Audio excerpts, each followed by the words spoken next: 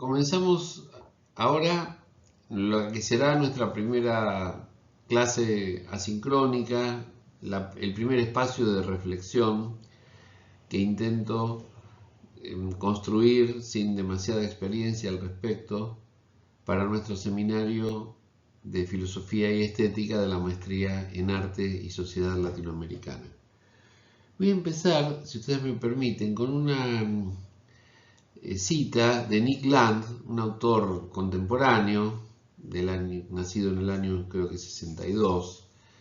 Se ha apartado ligeramente de la academia y tiene algo así como una propensión a las ideas anti-ilustración, antimodernistas, etc. Es decir, es un profesor de filosofía continental de origen británico. Creo que ahora se ha apartado, les decía, de la universidad. Pero este texto que yo les comparto es bueno, no está traducido al español, una introducción polémica a la configuración de la filosofía y la modernidad, y el texto se llama, bueno, Kant, el capital y la prohibición del incesto. Dice así Nick Land: una sociedad ilustrada quiere tanto aprender cómo legislar para toda la eternidad, abrirse al otro y consolidarse desde dentro, expandirse indefinidamente mientras se reproduce como lo mismo.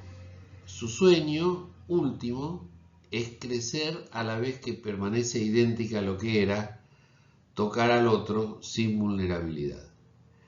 Bueno, la reflexión sobre el tema de la filosofía y la estética, más las lecturas que he ido incorporando, tiene que ver con el carácter eminentemente racionalista y moderno de las primeras reflexiones estéticas. Por eminentemente racionalista vamos a detenernos especialmente hacia la mitad de la clase de hoy, que espero que no dure más de una hora. Si no, lo haremos en 2 videos, donde trataremos precisamente la cuestión central de esta primera unidad. Bueno, ¿qué es la reflexión estética? ¿Qué importancia tiene tanto para la comprensión del arte como para su continuidad creativa y su circulación, la circulación de las obras de arte en la vida contemporánea? Bueno, por empezar vamos a cuestionar este concepto esencialista del arte, ¿no es cierto?, que yo lo tomo del banquete de Platón. Las reflexiones que hicieron los filósofos, especialmente los clásicos, los griegos, siglo IV antes de nuestra era, es decir, hace 25 siglos, sobre el arte no constituyen la reflexión estética ni la moderna, ni mucho menos la más reciente, pero estuvieron en la base de lo que se enseñó sobre filosofía del arte en los últimos 40, 50, 60 años. Entonces se pregunta desde el esencialismo, esta corriente que considera que hay diseños, propuestas, ideas que no caducan, que existen desde siempre y para siempre sin ninguna mutación. ¿Qué debemos imaginar, pues, dijo, si le fuera posible a alguno ver la belleza en sí, pura, limpia, sin mezcla, y no infectada de carnes humanas, ni de colores, ni en suma, de otras muchas fruslerías mortales, y pudiera contemplar la divina belleza en sí, específicamente única? Bueno, esto está en el banquete de Platón, uno de los diálogos más importantes de Platón. Para los sofistas, lo bello produce placer por medio de los sentidos, especialmente la vista y el oído, y asumen un concepto de belleza sensible y apariencial, que entra en tensión con esto que plantea Platón, un filósofo antisofista, que cree efectivamente en la divina belleza, es decir, en una construcción de carácter humano, pero que intenta aproximarse o se inspira en entidades suprahistóricas, supranaturales, es decir, el concepto de belleza desde el punto de vista esencialista. Acá es otra cita de Platón. En tal caso, dice Platón, el arte mimético está sin duda lejos de la verdad, según parece, y por eso produce todas las cosas, pero toca apenas un poco de cada una. Y este poco es una imagen. Por ejemplo, el pintor, digamos, retratará a un zapatero, a un carpintero y a todos los demás artesanos, aunque no tenga ninguna experiencia en estas artes.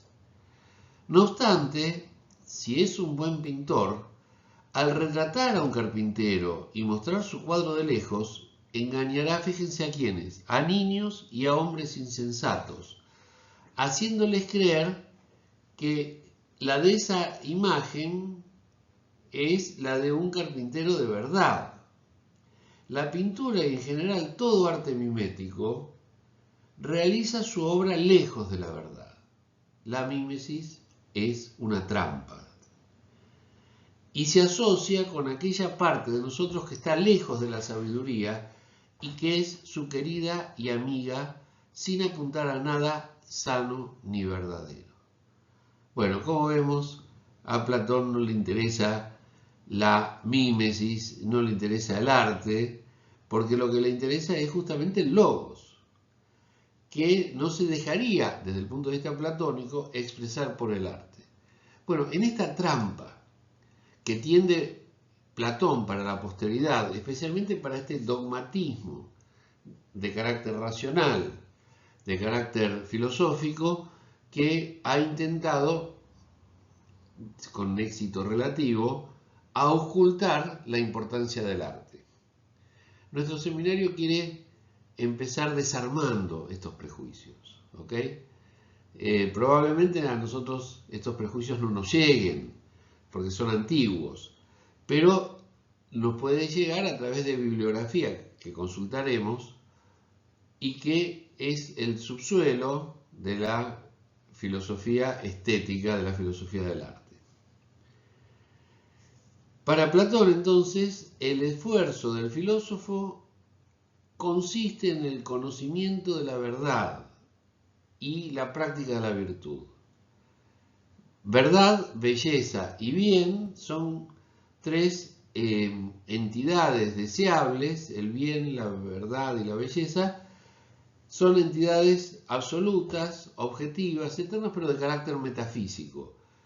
Y en la medida en que ingresen los sentidos, bueno, esas aspiraciones terminarán siendo frustradas. Para los que no conocen del todo a Platón, quiero remitirme a esta alegoría de la caverna. Vamos a hacer una lectura vertical de abajo hacia arriba. Bueno, ahí hay unos sujetos que están evidentemente detenidos en la caverna y contemplan desde todos los tiempos, desde su nacimiento, contemplan estas figuras, estas sombras que se proyectan en la única pared a la que tienen acceso visual estos, digamos así, prisioneros. Sin que ellos vean lo que hay detrás, hay unos sujetos que manejan unas figuras cuyas sombras son las que los prisioneros proyectan, o mejor dicho, ven proyectadas, gracias al resplandor que genera una hoguera. Bueno, para Platón, mejor dicho, para la alegoría de la caverna que propone Platón, un día uno de estos prisioneros logra escapar de la caverna y por ese túnel encuentra la posibilidad de salir a la superficie. Y ahí ver que efectivamente hay algo que se parece a los árboles, hay algo que se parece a los pájaros, y finalmente hay algo que se parece al resplandor de la hoguera. Bueno, respectivamente son árboles, pájaros y sol que intentan ser imitados. Él habla de réplicas, de remedos, de manera imperfecta, por supuesto, en la caverna donde estos prisioneros estuvieron, digamos, encerrados durante mucho tiempo. La enseñanza que intenta brindar Platón con esto es la siguiente. Los seres humanos somos como los prisioneros que solo vemos sombras sin saber que estas sombras están deliberadamente proyectadas para nuestra confusión o nuestro entretenimiento, pero que en realidad hay un mundo superior parecido al que conocen por primera vez los prisioneros que logran escapar.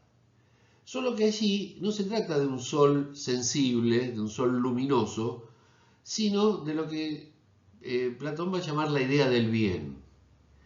Exactamente, ¿qué es la idea del bien? Bueno, lo voy a decir metafóricamente, es como el sol que ilumina la verdad. Es como el sol que ilumina la tierra y que produce sombras, pero que evidentemente sin él no podríamos ver. Bueno, sin la idea del bien no podríamos pensar. Y apenas logran pensar las personas sometidas en el planeta Tierra a condiciones que se asemejan bastante a la de los detenidos ahí abajo, digamos, en la caverna. Por eso se llama la alegoría de la caverna, este relato de la República de Platón. Bueno, pero pasemos a Aristóteles, otro de los grandes influencers de la historia de la estética y de la filosofía, de la filosofía con todas las letras, pero especialmente en su texto La Poética, de lo que se concebía hasta no hace mucho como legítimamente artístico. Lo pongo entre comillas, legítimamente artístico, porque es justamente lo que estamos poniendo nosotros en tela de juicio. Para Aristóteles, el bien moral es belleza. No hay para Aristóteles una belleza suprema, inacible, sino una concreta, que toca solo a los espíritus sensibles a ella misma. Hay claras distancias entre la propuesta de Platón y la de Aristóteles. Para Aristóteles la belleza consiste en la medida y el orden, en base a los cuales se articulan la composición o el entramado especialmente de las acciones en la tragedia. No habla en general de las obras de arte, sino fundamentalmente en la poética de obras literarias, especialmente como la tragedia. Lo bello es una articulación de los elementos de la obra según los criterios de mesura, de medida, de sobriedad, de orden, en busca de la unidad compositiva estructural. Para Aristóteles, la obra de arte es una especie de pequeña cosmogonía, de pequeña organización de la experiencia, reducida a una fábula, a un relato que transmite una idea y produce, fundamentalmente, escenificada, produce la catarsis, es decir, una sensación de purificación interior que genera, bueno, solidaridad y simpatía, empatía con la historia o los protagonistas de la historia que se presenta en el teatro. Dice así, dice, esto ya es una cita de Aristóteles, es posible, por cierto, que el terror y la compasión resulten del espectáculo, pero es posible también que deriven de la trabazón misma de los hechos, lo que es preferible y propio de un poeta mejor. Y puesto que el poeta debe procurar, a través de la imitación, el placer derivado del terror y la compasión, es evidente que ese propósito hay que realizarlo en la entraña misma de los hechos. Un llamado a un realismo, a un ajuste estricto a la realidad. Esta es la poética de Aristóteles, que termina con esta frase. La tragedia es la imitación de una acción seria y completa, de cierta extensión, con un lenguaje sazonado, es decir, con un lenguaje algo diferente del de la realidad, del cotidiano, empleado separadamente. Cada tipo de sazonamiento, es decir, cada construcción de carácter poético en sus distintas partes, de personas que actúan y no a lo largo de un relato, y que a través de la compasión y el terror lleva a término la expurgación, esto que les decía hace un ratito, la catarsis de tales pasiones. ¿Qué es lo bello entonces para Aristóteles? Es lo que siendo deseable en sí es digno de alabanza, o lo que siendo bueno produce placer porque es bueno. Lo bello posee un valor intrínseco y al mismo tiempo proporciona placer porque es valioso por sí mismo a la vez que agrada, es apreciado por sí mismo y proporciona placer o admiración. Es decir, produce algo, genera un efecto de carácter corporal, bueno, la risa, por ejemplo, o en este caso la consternación o la admiración. Hay en la obra una dimensión conceptual, cognoscitiva, aunque no se trate de una dimensión conceptual afín o relacionada con el conocimiento teórico. Para Aristóteles, el objetivo del arte es presentar los problemas generales de manera verosímil, es decir, que parezcan reales. Pero el arte es distinto a la ciencia, tiene otros objetivos y mantiene el ideal de universalidad. El arte está sometido a reglas. Esas reglas que Aristóteles intenta sistematizar en la poética, hace coincidir el valor del arte en la respuesta a las leyes inalterables, a las formas infinitas de nuestro mundo, por lo que debe desentrañar aquellas formas, el arte, no crearlas. Es decir, el artista tiene que tratar de imitar, todo lo contrario de lo que proponía Platón, ¿no es cierto? Una acción completa, imitar una acción completa y elevada, ¿para qué? Bueno, justamente para que resulte verosímil, y por lo tanto tiene que tener comienzo, medio y fin, lo que antiguamente se decía presentación, nudo y desenlace. Debe ser seria, noble, y purificar en nosotros los sentimientos de pasión y de temor.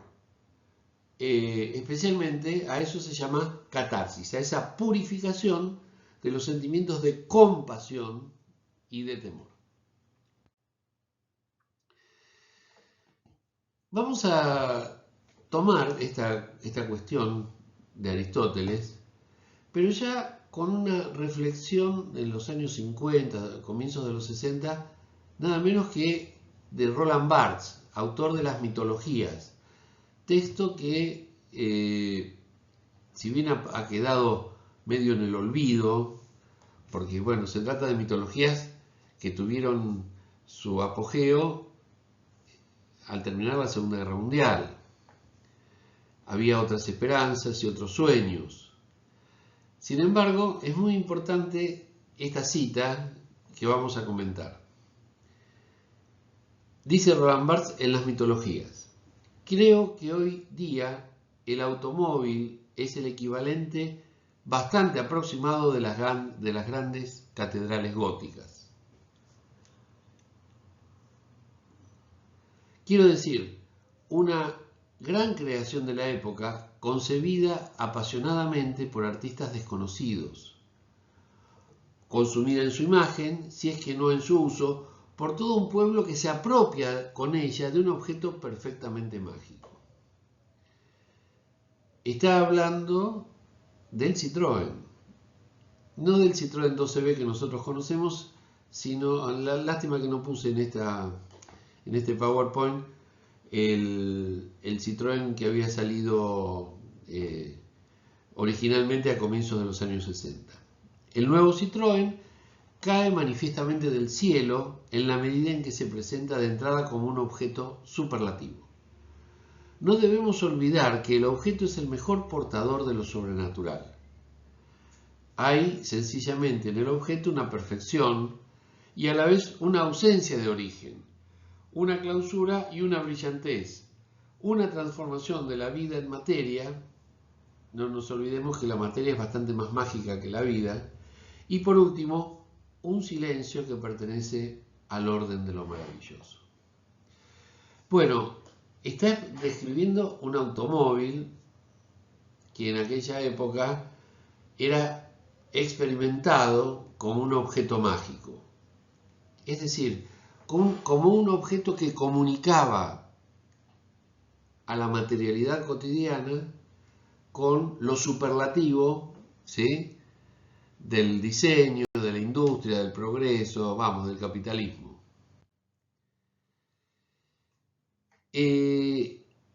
Yo creo que Roland Barthes,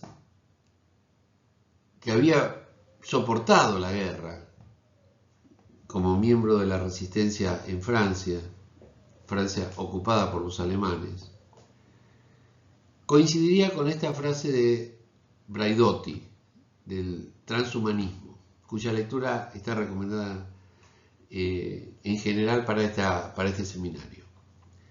Estamos frente a la necesidad de elaborar un relato motivado y erudito de la Ilustración, fundado en el humanismo laico, que tome en consideración las experiencias coloniales, sus abusos violentos, su injusticia estructural y al mismo tiempo las vivencias postcoloniales. Es decir, una suerte de hastío frente al discurso entre cínico, hipócrita y por supuesto falso de la supremacía del racionalismo occidental sobre otras formas de apropiarse de la experiencia humana, de proyectarse en el futuro y de construir la historia. Este seminario intenta ser un seminario de reflexión filosófica a partir de la estética contemporánea, pero sin perder de vista la necesidad de una crítica al racionalismo occidental. Otra frase de Braidotti, texto de hace ya varios años. Es posible criticar el humanismo en nombre del humanismo, y que conscientes de sus abusos de la experiencia, del eurocentrismo y el imperialismo, se pueda dar forma a una aproximación humanista, cosmopolita y arraigada en el texto y en el lenguaje, capaz de hacer propias las grandes lecciones del pasado, sin por eso perder de vista las voces emergentes y las corrientes más actuales. De esto se trata nuestro seminario, de desarticular la tradición filosófica occidental eurocéntrica, aquella que proponía la supremacía de Occidente, de la creatividad occidental, de las formas de vida desarrolladas a partir del ideario ilustrado, teniendo en cuenta especialmente las fallidas experiencias de los pueblos que quedaron sometidos a la razón imperial occidental. Eurocentrismo es la tendencia prácticamente inadvertida, pero persistente, de asumir que la historia de la humanidad se construye a partir de Europa y tiene como principal sentido aquel que la experiencia europea ha marcado especialmente a partir del siglo XV, es decir, a partir del Renacimiento. Vamos a tratar el primer problema que se nos presenta con respecto a la verdad del arte. Se trata de cautivar la imaginación y cambiar la conciencia de la gente. Bueno, ¿hasta qué nivel y en qué forma pueden los individuos esperar a cambiar el mundo en el que viven? Pensemos en esto. ¿En qué forma es el arte capaz de influir en el mundo en el que vivimos? Debe, siempre hablando, digamos, en términos generales, no en términos filosóficos, ¿Debe el arte, para ser políticamente efectivo, gustar al público? Es decir, ser políticamente efectivo también significa subordinarse a la propaganda, a la manipulación, etc. Y si no gusta al público, si el público le da la espalda a determinada línea creativa, a determinado autor, etc., ¿converge el gusto popular y la irrelevancia?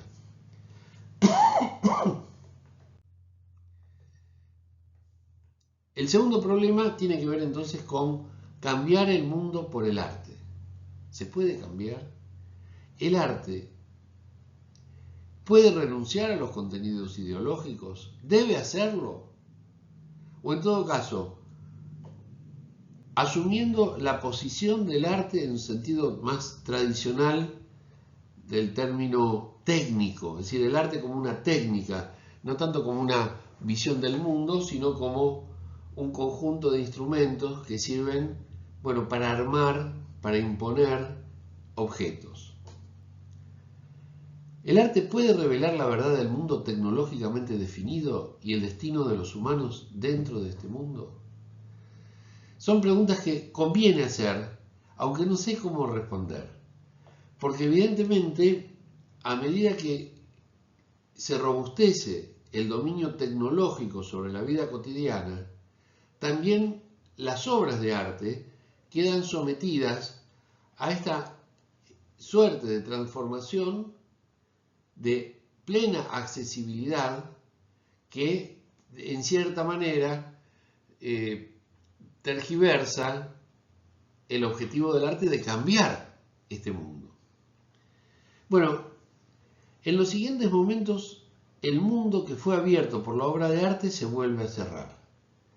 El hecho de estar siempre disponible la obra de arte genera entonces una continuidad que el arte intenta quebrar. Hay quienes han llamado al arte el domingo de la vida, es decir, el momento en que desaparecen las principales preocupaciones. Y como desaparecen las principales preocupaciones, lo que nos atrae es, bueno, la forma, la originalidad, el enigma que plantea una obra de arte. El espectador es el sujeto de tal entendimiento esencial y no el marchand o el curador del museo. Entendemos fundamentalmente el arte no desde el punto de vista del especialista, del que está haciendo una maestría en arte y sociedad en América Latina, sino desde el punto de vista de aquel que se enfrenta, del espectador, que se enfrenta a la obra de arte y que responde al margen de los lineamientos generales de quienes son los especialistas en que circule determinado tipo de arte por determinados medios y a determinados valores, me refiero a valores económicos. La sacralidad y la profanación de las obras, por ejemplo en el museo, están sufriendo un cambio muy interesante. Este es un texto de Groys que está en la bibliografía y que les voy a recomendar, donde analiza justamente la importancia de Internet como espacio simultáneo de producción y exposición, que, como en el caso de esta clase, acerca a tu espacio, a lo doméstico, contenidos que usualmente solo eran accesibles en los templos, permítanme la metáfora, en los edificios corporativos específicos, en estos templos que son, bueno, la facultad, el museo, las galerías de arte, las salas de conferencia, los libros, etc. Hay, por lo tanto, una forma de documentar la obra de arte que dejó de ser artística, que dejó de pertenecer a esa cultura en la que sí las palabras de Aristóteles o las ideas de Platón resonaban tibiamente. Vivimos en esta época de guerras cibernéticas de subjetivación y de dessubjetivación, donde tienen lugar porque Internet es originalmente el espacio de la transparencia. Probablemente cada vez haya más cancelaciones y cada vez haya más control, pero lo cierto es que el acceso tiende a ser irrestricto en términos muy generales. Acá nos encontramos con otro fenómeno que habla de la circulación del arte probablemente para los próximos años.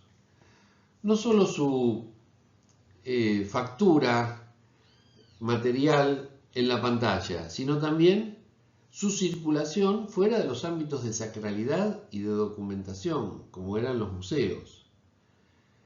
Ahora tenemos el algoritmo, que permite explotar económicamente a los sujetos que operan en Internet, donde todos los secretos son revelados. Groys dice presuntamente revelados, pero cada vez estamos más convencidos de que el uso de nuestros datos confieren a las plataformas de redes sociales un poder sobre nosotros mismos que implica un conocimiento, en algunos casos superior al que nosotros tenemos de nosotros mismos. El excedente de visión siempre queda del lado del artista, porque se observa al artista, pero se mantiene invisible para él. Los artistas pueden ver más que los humanos ordinarios, pero ellos no ven más que el algoritmo. El algoritmo lo ve, digamos, todo. Eso no quiere decir que se pueda tomar conciencia más allá de tomar ciertas decisiones prácticas con los datos que se obtienen.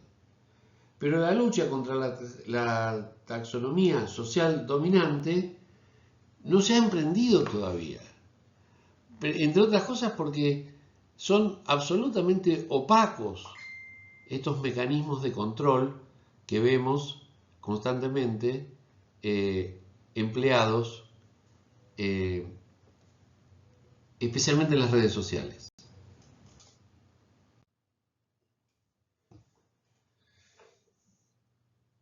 Junto con esta difusión y accesibilidad tan amplia de la obra de arte en la era digital, se plantea el problema de la identidad nominal y de desentrañar al yo verdadero.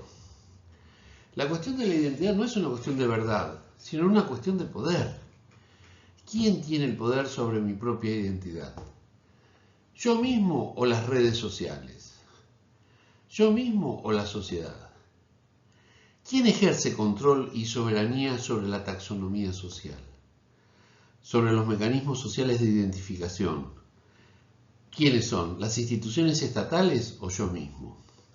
Y probablemente ni siquiera sean estatales, sino que estas instituciones sean paraestatales. Este gran coloso de la concentración de empresas digitales, de lo que se llaman empresas tecnológicas, situadas en Silicon Valley, que genera la lucha contra la propia persona pública, tiene una dimensión pública y política, y está dirigida contra los mecanismos dominantes de identificación. Pensemos que vivimos bajo la era de una especie de anarquismo que despierta tanto entusiasmo en los jóvenes, y que no podría haberse difundido de manera tan rápida y tan virulenta, sino a través de las redes sociales. Por supuesto, no se trata del arte documentado tradicional, ni mucho menos se trata del arte del siglo XIX, ni de la tragedia de la época de Aristóteles.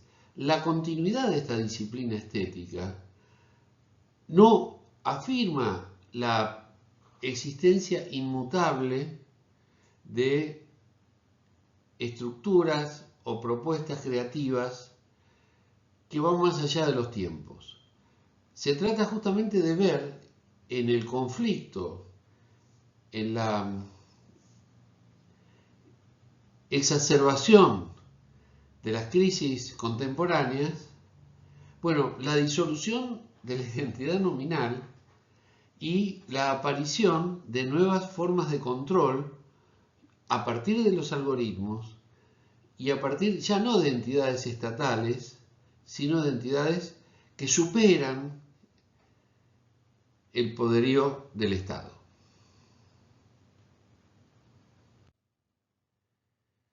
Que genera, entre otras cosas, una política de la no identidad.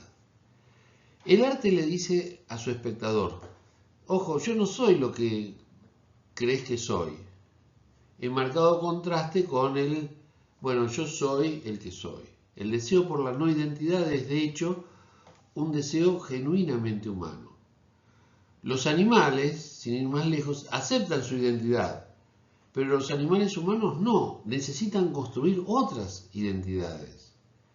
Bueno, la función paradigmática representativa del arte que asume el artista, que impugna, en cierta manera, la realidad, la forma de percibir la realidad, la forma de pensar los hechos, la forma de aceptar y tolerar los procesos históricos que nos atraviesan. Esa es la lectura del arte que propone Groys y que proponemos nosotros. Porque la estética no debe ser redimensionada drásticamente para tomar en cuenta el nuevo régimen del arte globalizado, industrializado, abandonado a los imperativos del turismo y del acontecimiento cultural. No solo debe tomar en cuenta también una gama extensa de fenómenos estéticos, la mayoría de los cuales se están produciendo fuera del mundo del arte. Por ejemplo, a través de las redes sociales.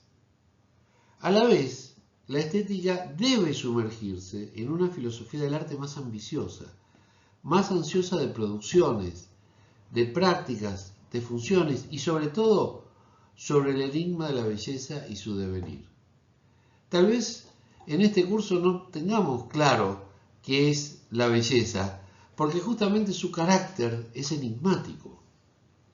Y una cosa es ser enigmático a principios de los años 40 del siglo XX y otra cosa es ser enigmático frente a lo que puede ser la cuarta década, la década próxima del siglo XXI.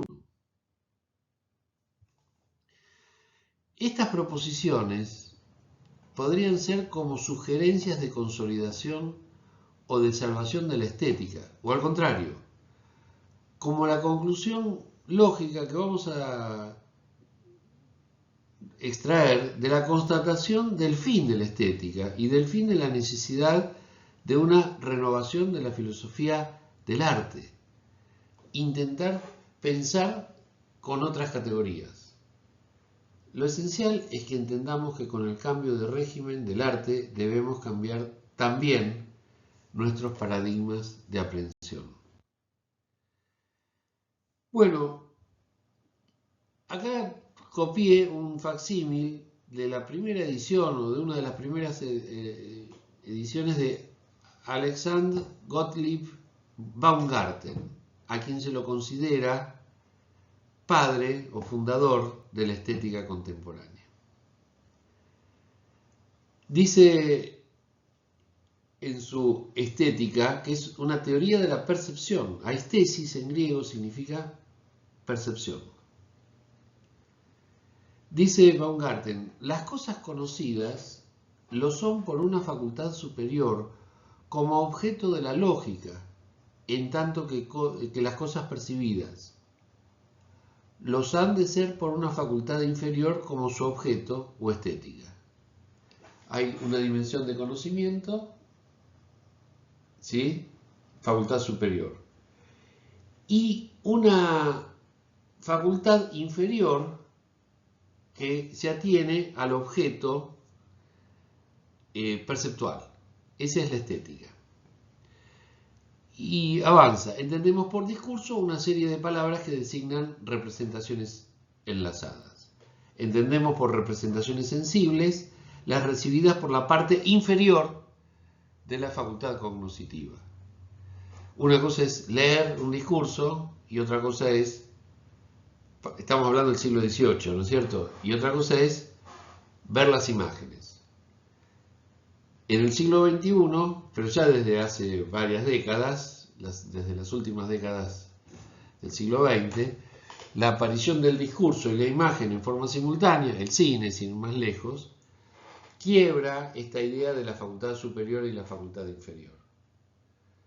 Pero tenemos que entender, o me parece a mí por lo menos, que es necesario entender de dónde vienen los planteos de la estética. Aparece entonces la cuarta categoría. Llamamos discurso sensible al que contiene representaciones sensibles. Las imágenes son representaciones sensibles y por lo tanto poéticas. Bueno, la admiración es una intuición de muchas cosas en una estructura reunida a propósito. Y eso es lo que Baumgarten va a señalar como que es lo característico del arte. Provocar un discurso sensible a través de representaciones sensibles y de palabras que designan representaciones enlazadas, destinadas a estimular la intuición de los espectadores a fin de provocar admiración. El mérito de la estética de Baumgarten consiste en definir y fundamentar un campo teórico autónomo conectado con las ideas de la Ilustración. Estamos en el siglo XVIII. Para lo cual se sirve de dos grandes guías que reconoce el hombre ilustrado: la razón y la experiencia. Fundamentalmente, llama a la disciplina estética el arte de pensar bellamente y arte de la razón análoga o analógica, porque permite obtener representaciones menos claras que las del conocimiento racional, pero capaces de dar cuenta de cuestiones que la razón no puede explicar. Se trata de un paso atrás del racionalismo o de la ilustración racionalista que se proponía explicarlo todo, pero que al mismo tiempo, por eso es un paso atrás, advierte que hay cosas que no se pueden explicar. La representación sensible de las imágenes llegan a un punto en el cual es muy difícil seguir avanzando. La educación y el desarrollo plural del individuo fueron principales ideales de la época del iluminismo. Estamos hablando 1700, ¿sí? Antes de la Revolución de Mayo, durante la consolidación del virreinato del Río de la Plata y cuando Europa, especialmente Inglaterra, Francia y Alemania, se disponían a la revolución industrial. La revolución industrial tiene como fecha de origen el 1750, mediados del siglo XVIII, pero se la llamó así porque efectivamente modificó de manera contundente la organización de la vida de tantas familias que hasta entonces habían vivido desperdigadas en zonas rurales y que a partir de ese momento comienzan a congregarse en torno a los grandes cordones industriales que se fueron generando.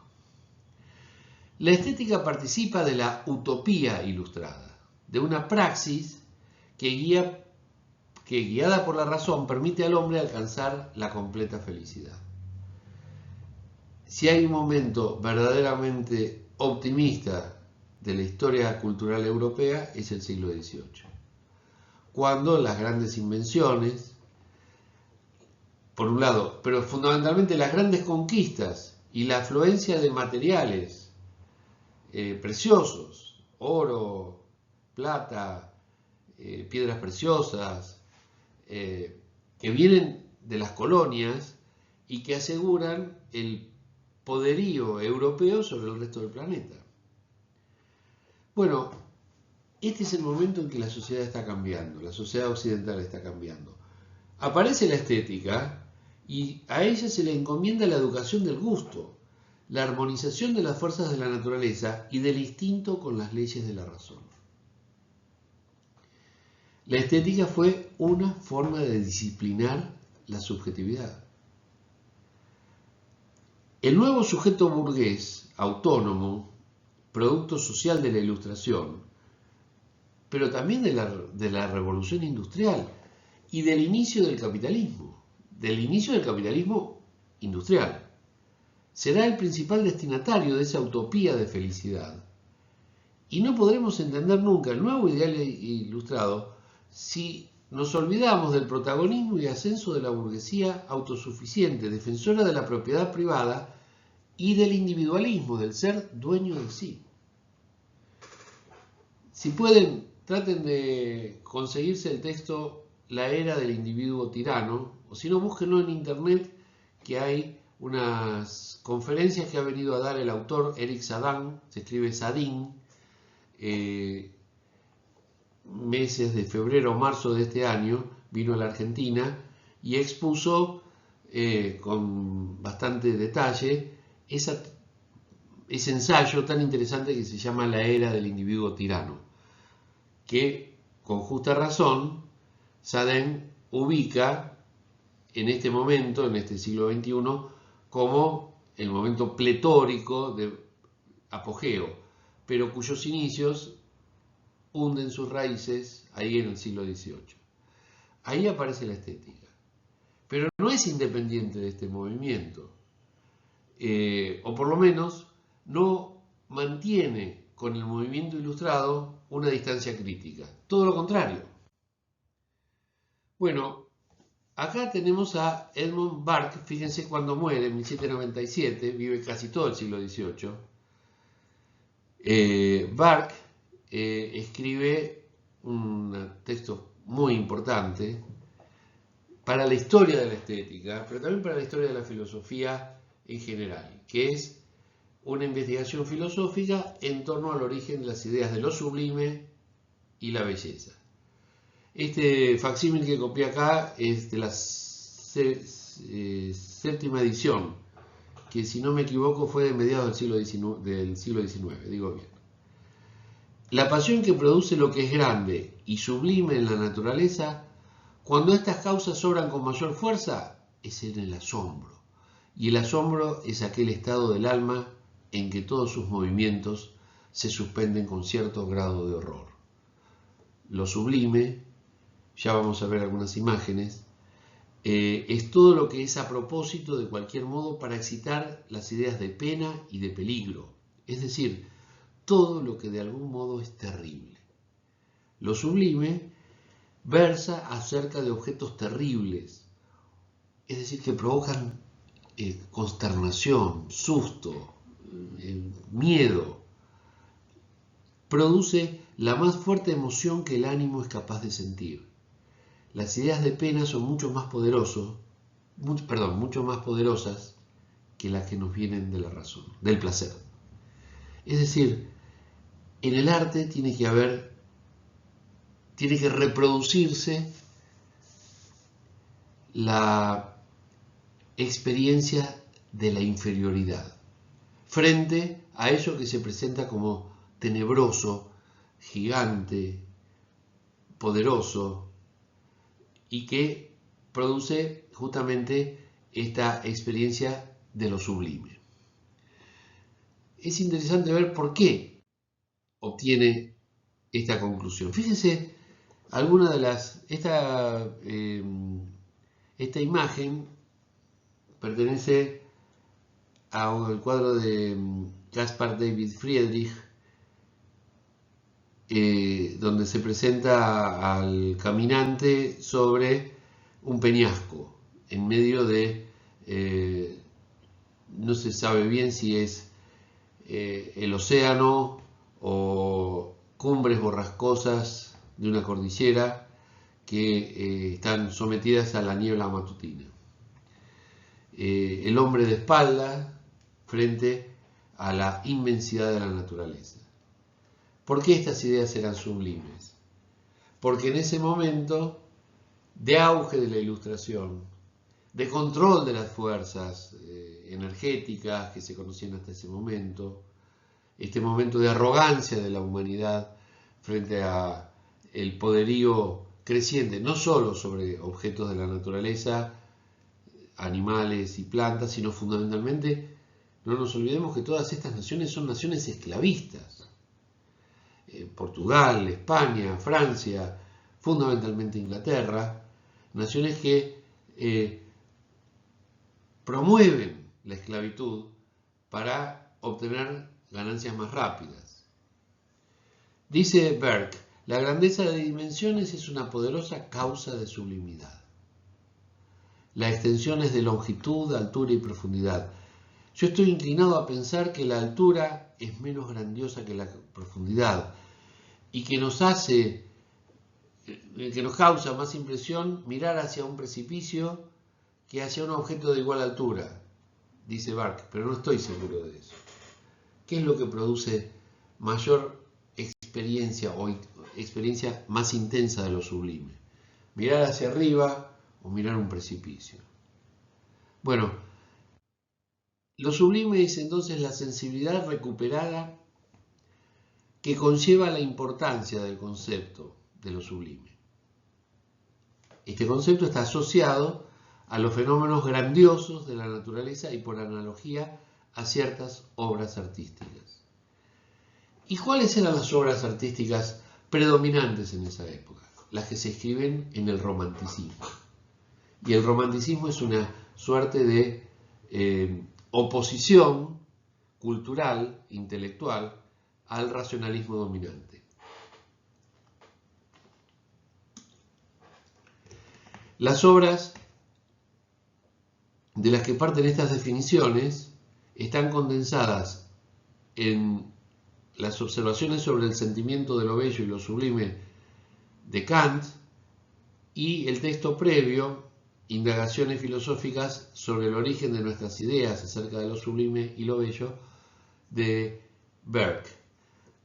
Este texto es anterior tiene casi 160 años, 170 años respecto de nuestra actualidad. Burke distingue entre el placer propio de lo bello y la mezcla de displacer y agrado propio de lo sublime. Lo sublime es lo terrible vinculado fundamentalmente a los fenómenos naturales que atentan contra la supervivencia. Bueno, las grandes alturas, los grandes incendios, los grandes monstruos. En cambio, Kant concibe a lo sublime pensando en magnitudes que se encuentran más allá de las intuiciones sensibles. O sea, tanto lo bello como lo sublime se refieren a sentimientos que anidan en el sujeto y que de alguna manera le recuerdan su posición de inferioridad frente a una realidad que está por encima de sus posibilidades. Lo bello es finito, acabado y mensurable, pero lo sublime supera toda medida y ninguna representación sensible podrá serle del todo adecuada.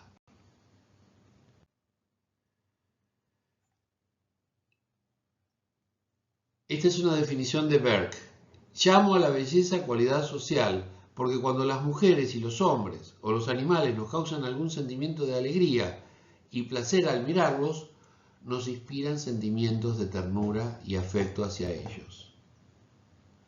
Y entramos voluntariamente en una cierta especie de relación con ellos. En cambio, con respecto a los efectos de la tragedia, así sucede con las calamidades reales, dice.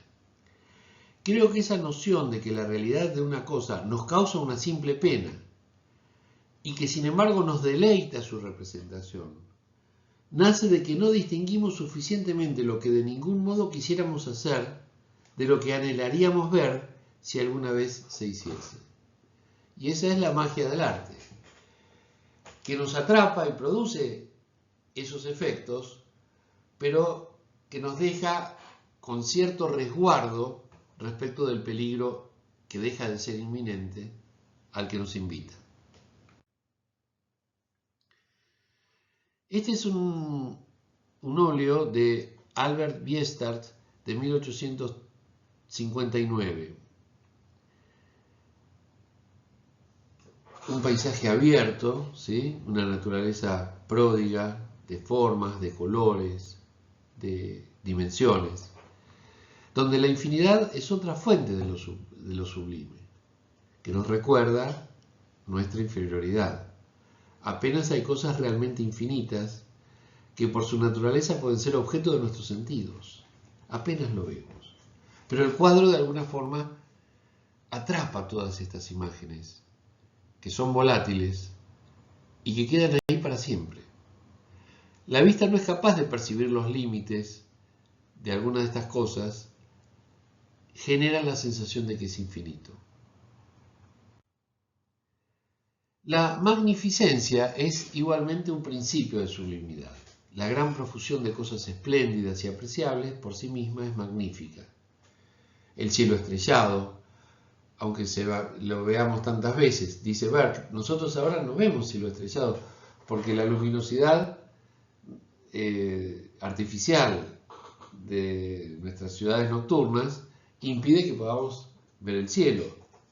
Bueno, ese cielo estrellado nunca deja de excitar una idea de grandiosidad.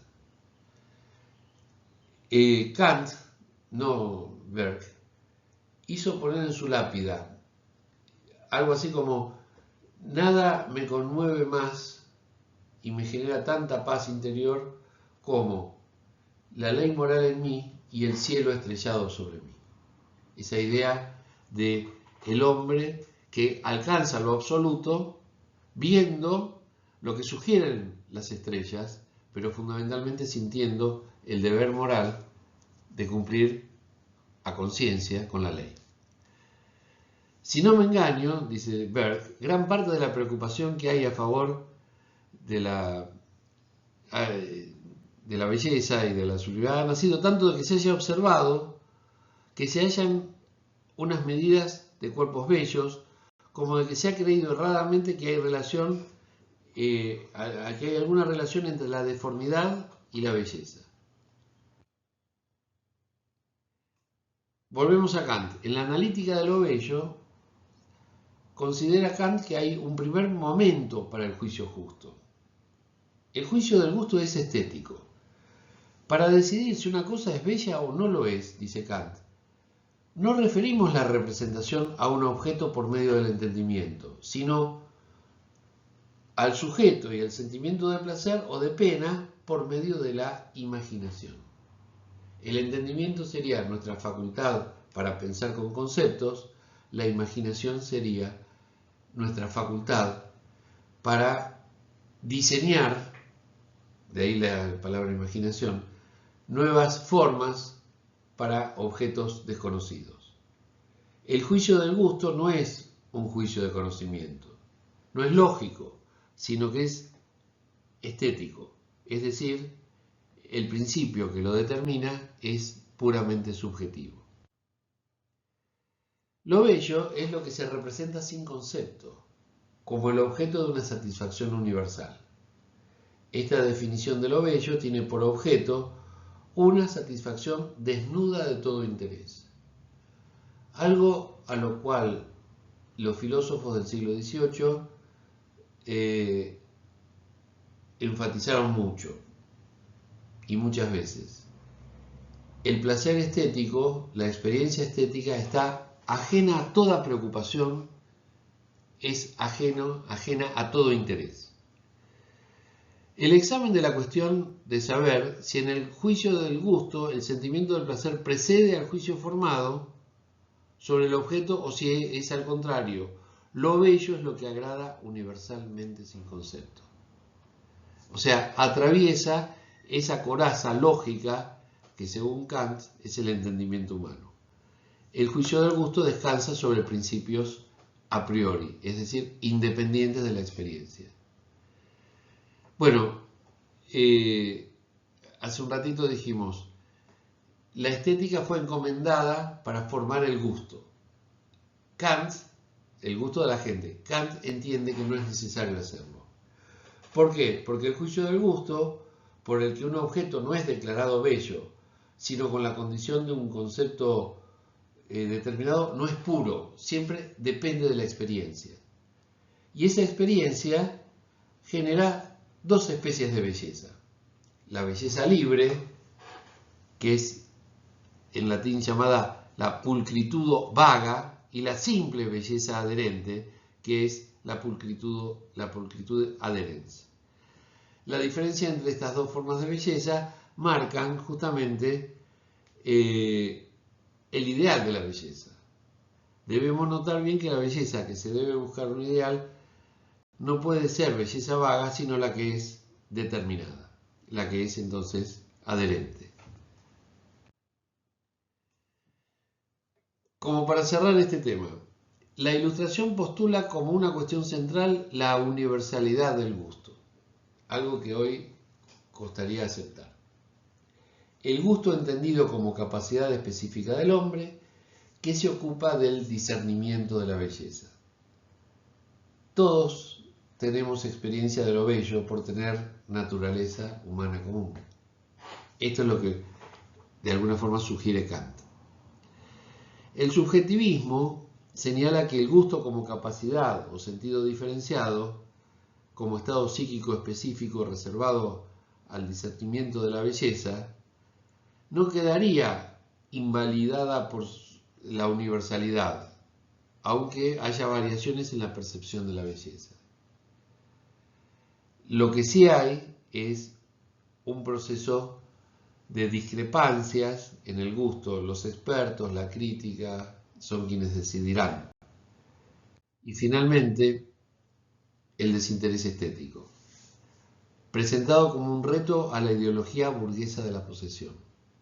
Una idea claramente antiburguesa. El hombre virtuoso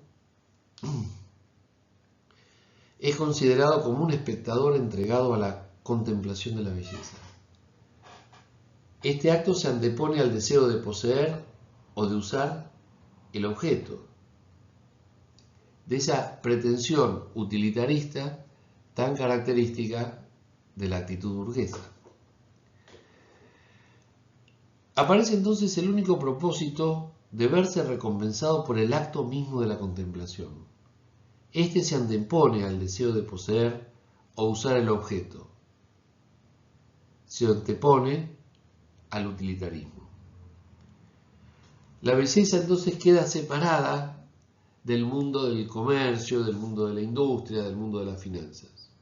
El arte entonces intenta liberarse y buscar su propia esfera de validez. En esa pretensión, obviamente fallida, naufraga la estética durante todo el siglo XIX y parte del XX, hasta que aparecen los autores que veremos en las clases próximas. Les agradezco mucho la atención y quedo a disposición de ustedes para cualquier consulta. Gracias.